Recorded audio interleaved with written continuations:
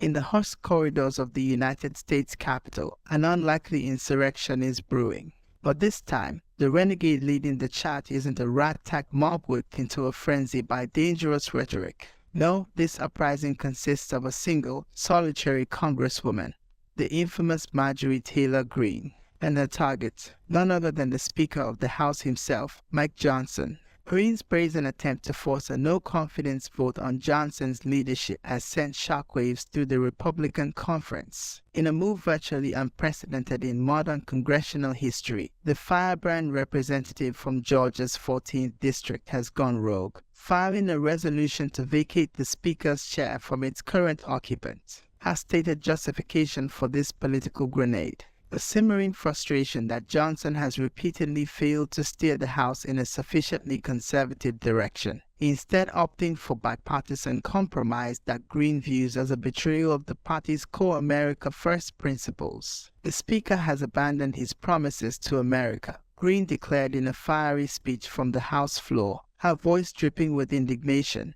He has capitulated to the radical left at every turn, approving reckless spending bills and selling out our national interests. This is an official warning, a pink slip, that his tenure must be brought to an end. The resolution itself lays out a laundry list of grievances against Johnson's tenure, from supporting Ukraine aid packages to failing to rein in what Greene decries as open borders immigration policies. In her eyes, the Speaker has strayed too far from the agenda championed by former President Trump, necessitating his removal in favor of a more ideologically pure conservative leader. But while Greene's scathing rebuke of Johnson's leadership may play well to her devoted base of supporters, it has fallen almost entirely flat among her Republican colleagues on Capitol Hill. Because for the vast majority of the GOP conference, the prospect of reliving the chaotic, demoralizing multi-week deadlock that ultimately installed Johnson as Speaker is a nightmare scenario they have zero interest in revisiting.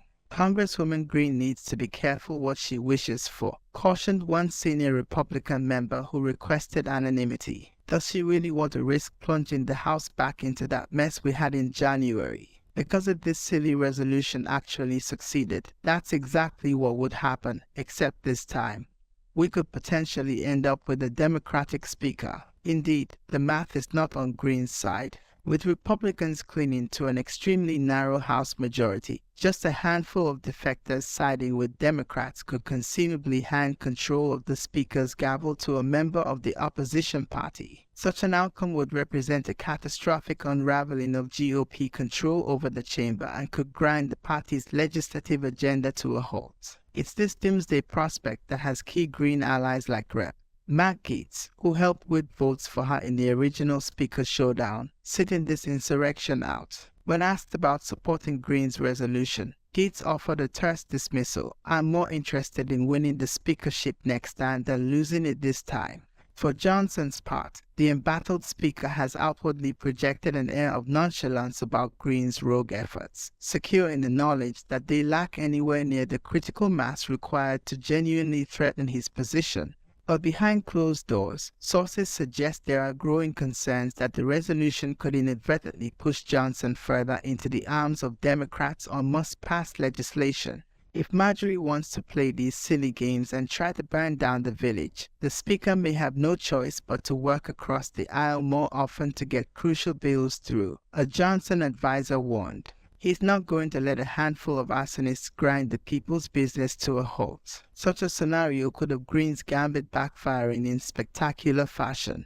Rather than pulling Johnson to the right as she intends, her brinkmanship could empower the Speaker to cut bipartisan deals on key priorities like funding the government, raising the debt ceiling, and sending additional aid to Ukraine. All outcomes that would enrage the Georgia Congresswoman and her band of America First diehards. Of course, Greene seems fully aware that her chances of successfully ousting Johnson are essentially zero, at least for now. When pressed on the resolution's viability, she has repeatedly framed it as more of a protest vote and a shot across the bow to put the Speaker on notice. This is a warning to Johnson that he needs to get back on track and start listening to the voices of the conservative movement that put this majority in power. Greene declared, if he doesn't shape up, there will be consequences come the next Congress. Translation: Greene is already looking past her doomed-to-fail resolution and setting her sights on the next campaign to elect a speaker more aligned with her uncompromising populist vision. A vision that, whether Republican leadership wants to admit it or not, still carries significant sway with a vocal segment of the GOP base. For mainstream Republicans hoping to sideline Greene as a sideshow distraction, her tenacious refusal to go along with Johnson's agenda is a stark reminder that the MAGA wing of the party remains as restive and unruly as ever. And while her insurrection may be tiny in scale, its reverberations could have lasting impacts on the fraught dynamics between the party's dueling factions. Marjorie Taylor Greene may be a lone wolf, but she's a wolf who is capable of causing a lot of chaos and havoc if she's not handled correctly, warned one veteran Republican strategist. Her colleagues may be laughing her resolution off as a joke, but underestimating her could be a very dangerous mistake. As the hours tick down to the highly anticipated vote on Greene's resolution, a sense of nervous anticipation has gripped the Capitol. Will her motion be roundly rejected as expected in a bipartisan blowout, representing a humiliating rebuke?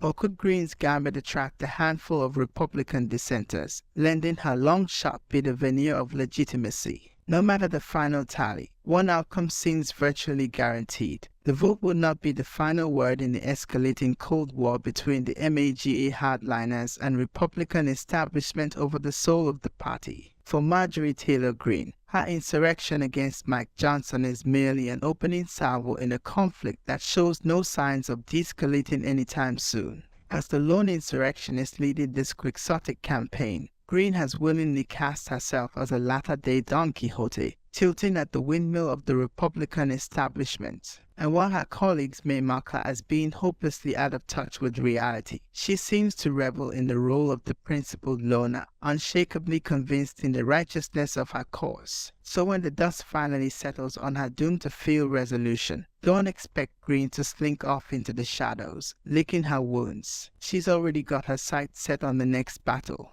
And for the Republican Party still struggling to find its identity in the post-Trump era, her relentless insurrection is a stark reminder that the MAGA movement is alive and kicking, thanks largely to the indefatigable efforts of its standard bearer on Capitol Hill.